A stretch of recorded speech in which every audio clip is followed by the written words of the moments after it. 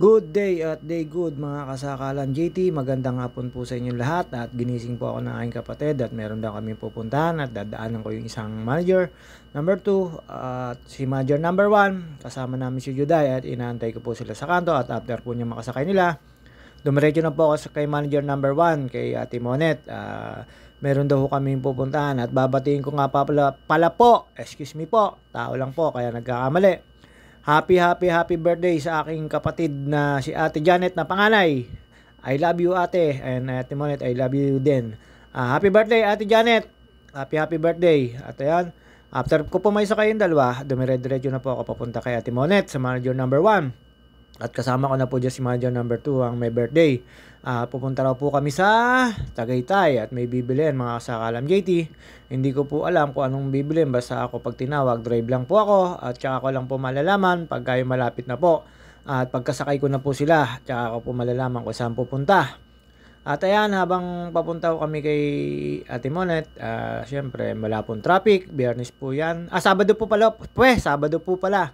Ngayon po palang Sabado, mga kasakalan JT, at wala pong traffic dito sa highway ng Pansol hanggang Kalamba. Ayun po, pumasok na po kami sa may papuntang subdivision ni Ate Monet, ni manager number 1. Dadaanan ko lang po siya dyan, mga kasakalan JT, at after po dyan, syempre, papasok po sa subdivision na yan. At yung gamit po namin sa sakyan ay sa aming panganay na kapatid, sa birthday girl, mga kasakalan JT. Meron lang daw po siyang bibilhin at syempre kailangan po natin pag-drive ang mga kapatid ko. Alam nyo na, nandiyan po yung mga pag-asa ko sa buhay, sa dalawa kong ate. Kaya busy po ako pagka yan po yung kasama ko, yung dalawang yan. At ayun, kasakalam JT, papasok na po ako ng subdivision ni Ate Monet. At nagbigay lang po ako dyan, tapos may hams. At ayun, barangay halang po yan mga kasakalam JT, yung subdivision na yan. Ang mga taga rito, sa Kalamba, alam po yan kung saan po yan. At sa mga taga dyan, sa subdivision na yan, papasok ko tayo sa gate. At ayun, aangat lang po dyan yung at mabait naman po yung guard. At ayun, nakarating na po ako sa bahay ni manager number 1. Bubusinahan ko na po siya dyan para lumabas. At yun, syempre, pupunta ho kami ng Tagaytay daw. Diyan ko po nalaman na Tagaytay daw po yung punta namin, mga kasakalan JT. Akala ko kasama ko yung dalawang pamangkin. Hindi na po sumama. Tapos after po nyan, na makasakay si Ate Monet at kami po ay umalis na, mga ka-driver ko. Ingat po sa pagdodrive at maging mapagpasensya at haba ng pangunawa sa kalsada po at wala po maidudulot ng hindi maganda sa atin ng magiging mainitin ng ulo sa highway. At ayan po, masok po kami sa toll gate. At ayun, habang nakita ko pong open yung kabila, kumaliwa po ako. At ayan, naka-RFID din na po yung sasakyan ni ate. At ayan, pasok po kami ng expressway, mga kasakalam GT. SLEX po kung tawagin to. At exit po kami ng Eton. Sa Eton po, marami na pong bagong kalsada na madadaanan nyo po, mga panibago. Nagiging 4-way na po, mga ka-JT. At yung expressway na yan, syempre, papakit lang po tayo dyan ng drive at nangangapa pa ng kalsada. At yun, nakadama tayo ng konting katrapikan dyan. Hindi naman po mawawala yan sa ngayon dyan kasi ginagawa po yung kahabaan ng kanlubang na yan hanggang Santa Rosa, mga ka-JT, mga ka-driver. At ayun po, ingat-ingat po tayo sa kalsada at lalo po yung mga truck, ingat po tayo. Yan po, igulpi sa biyahe ho lagi yan. Kaya kung maaari, kung makikita po natin na iwasan na po natin kasi may mga blind spot talaga yan. Sa sobrang laki niyan, hindi ho makikita talaga yung apat na side mirror na yan kung nasang party kayo. Kaya tayo na po mag-a-adjust. At ayun, mag-exit na po kami ng Eton, kasakalam JT. At ayan, ikot po kami dyan sa may brewery dyan, sa may circle. Tapos yung Eton na yan, paglampas nyo po dyan, makalampas na po dyan ang nyo, magugulat po kayo sa mga bagong pupunta po dyan na ang Eton ng daan ay papuntang Santa Rosa. Medyo malapad na po yung kalsada na yan. At hindi nga pala po ako lumigo dun sa may papuntang Medical City Santa Rosa kasi one way po yon pagkasimula alas 5 ng umaga hanggang alas 7 ng umaga. Tapos sa hapon po alas 5 hanggang alas 7 rin ho ng gabi. Kaya po dumiretso lang po ako. At malapad naman po yung kalsada na. Pag rush hour po, medyo traffic dito mga kasakalam JT. Kaya hindi ko kami napatyempo ng traffic kasi medyo maaga pa yan. Papanik po pala kami dyan ng Tagaytay mga kasakalam JT. At ayan po yung sinasabi ko na Eton, na medyo malapad yung kalsada, nasa kabila na po tayo, kaya imposible naman po mabangga po tayo. Tapos, ayan, ingat-ingat po tayo mga ka-driver ko, at ayan, takbong chubby lang po tayo dyan mga kasakalam JT. Ayan, hindi na po ako makakaliwa dyan kasi inabot na po ako ng alas 5 ng hapon, 5 to 7, ang sarado po niyang highway na yan na sa loob dadaan ng Eton. At ayan, yun po sinasabi ko, yung mga orange na yan, ayan, sarado po, kaya didiretso na po tayo dyan sa dating kalsada, na makakasalubong nyo na po yung kasalubong nyo. Siyempre po, sinasara po talaga yon. Tapos ayan, malapit na po kasi mag-rush hour yan, kaya medyo magkaka-traffic na po yan, mga kasakalam JT.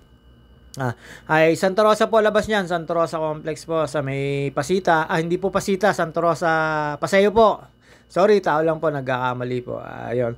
Santa Rosa, Paseo, mga kasakalan JT, doon sa Nike Factory, dinaanan po namin yan. Yung mga, ano po dyan, mga boot. Tapos, ayan, nakatikim po ako ng traffic dyan sa Mino Valley.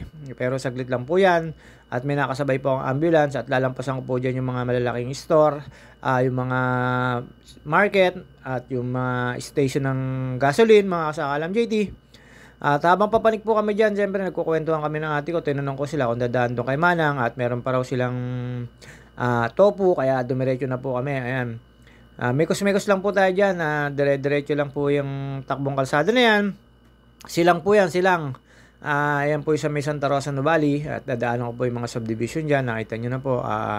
Nadaanan ko na po yan. Magaganda po yung bahay. Nakapasok na po ako sa loob dyan. May pinag-drive po ako naghahanap ng house and lot. At ayan po, konting pasensya lang po sa mga sa kalsada at inahon para wala pong abala at wag magiging mainitin na ulo, maging mapagbigay tayo at wag masyadong mapupuno sa mga salubong at sinusundan sa mga naliko. Kung makikita po natin ay pagbigyan na natin para mas yung ano ng traffic ay magaan yung flow ng traffic. At ayan po, makalampas ko po dun sa mga sinasabi kong mall. Ayan na po, medyo nasa parting police na ako dyan sa PNP. Medyo maulan po, papanig ng Tagaytay, mga ka-JT Sakalam. At syempre, bukas po tayo na wiper. Manaka-naka lang naman po yung pag-ulan na yan. At nung makalampas po kami dyan, nakadama rin po kami ng traffic dyan, na hindi ko po alam kung anong kalsada na yan. Basta alam ko po, palampas na ako dyan ng PNP. At yun, mga kasakalam JT. Pabugso-bugso lang po yung pag-ulan yan, papanig ng Tagaytay. At ang alam nung sinabi na po sa akin ng mga kapatid ko kung saan kami pupunta, ayun, doon lang po pala kami sa Alfonso or sa may Mahogany at bibili ng baka, mga kasakalam JT. Ayan, habang binabagtas ko po yung kahabaan ng silang na yan, at ayan, nakadaan na po kami sana sa party po sa PNP, wala pong ulan.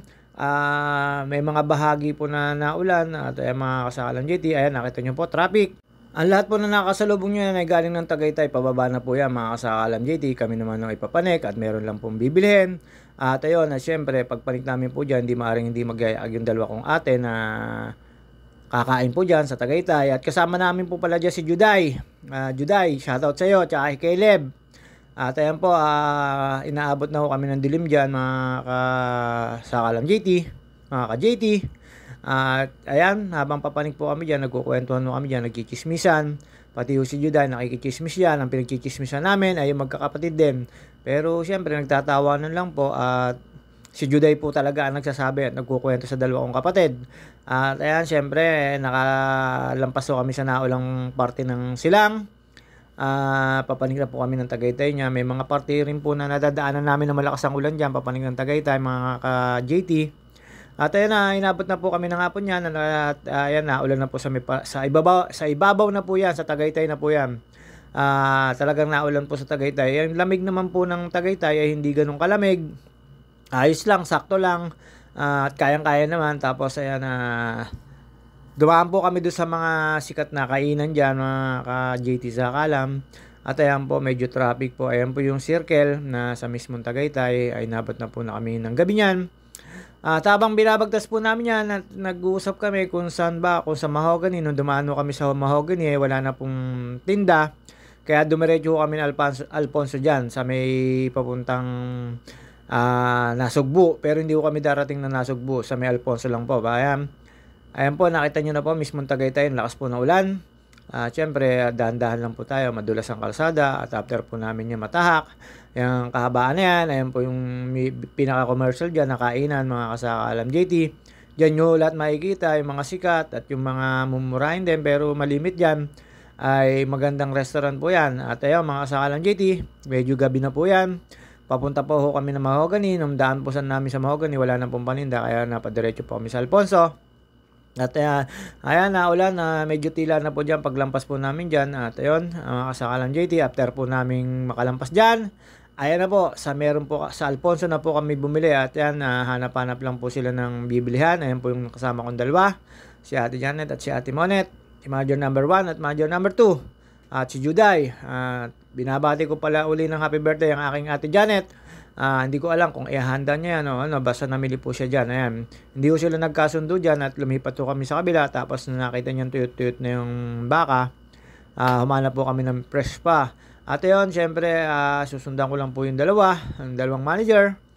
At ayan, my sisters, magkasundo. At ayun, lumipat po sa kabila at tumawid kami sa kabila at di rin nagustuhan ni Ate Monet kasi tuyot na po yung baka. Ibig sabihin kanina pang umaga, parang ganon. Naghanap po sila ng fresh dyan. At ayun naman, siyempre sa Kalam JT, hindi magpapakit dito. Alam nyo na. Alam na this. At ayan, si Juday, ayan, hanap po sa kabila. Hindi po sila magkasundo, pero ang dami yung umaalok dyan.